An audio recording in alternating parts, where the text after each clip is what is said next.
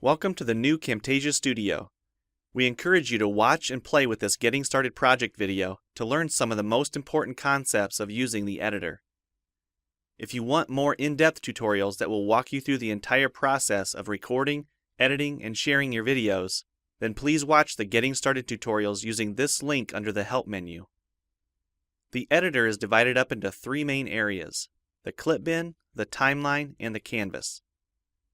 The canvas is where you see your video during playback and can move, resize, and reposition all media however you want.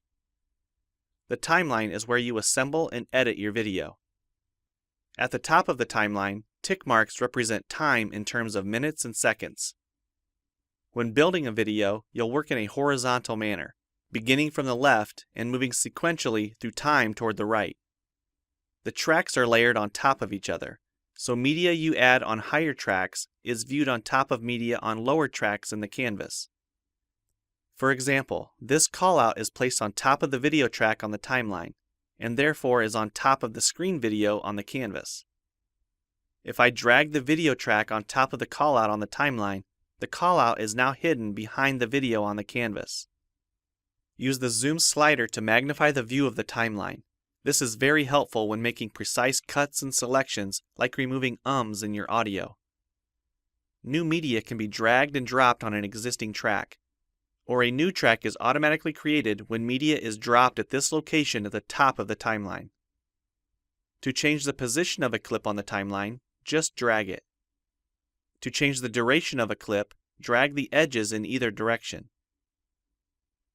An important part of the timeline is the playhead. To view your video, click play. Notice how the video and the timeline's playhead stay in sync. Click anywhere along the timeline and the playhead moves to that point. To remove a portion of your video, make a selection with the green in point and red out point. Then click the cut button. If you don't want media cut on a specific track, just click the lock icon. If you make a mistake while editing, press Ctrl-Z on the keyboard to undo, or choose Edit Undo. Double-click the playhead to deselect. Next, we'll look at the clip bin in the library. The clip bin holds recordings, audio files, images, and title slides being used in the project you're currently working on. The library stores video clips, intros, callouts, title slides, and other media assets you want to use from project to project. It is pre-populated with professional content you can use in your videos. You can download more media from our website by clicking this link.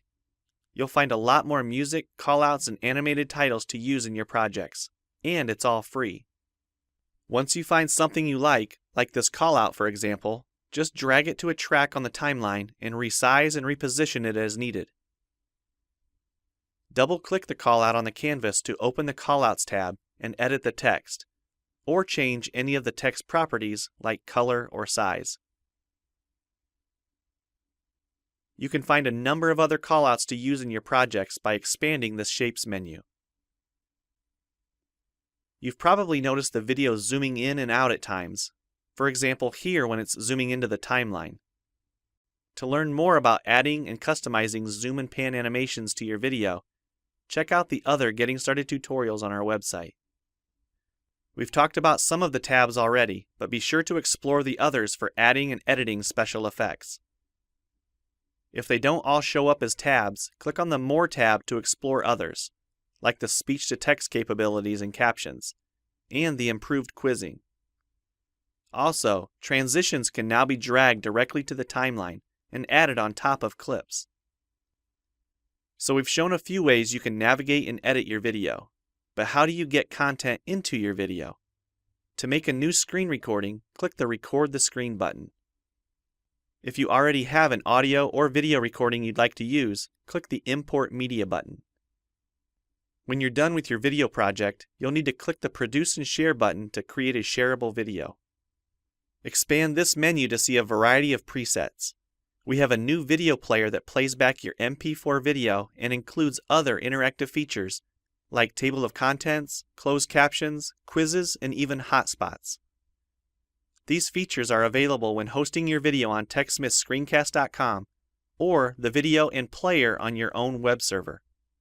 This player provides playback on multiple devices with just one video, whether it's a phone, tablet, laptop, or desktop computer. Well, it's time for you to try Camtasia Studio for yourself using the content on the timeline, or better yet, create your own.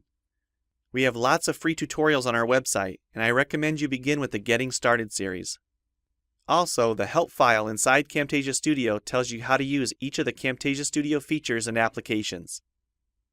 One last thing, if you ever want to open this Getting Started project again to view or practice with, use this link here. Thanks for watching, and we hope you enjoy Camtasia Studio.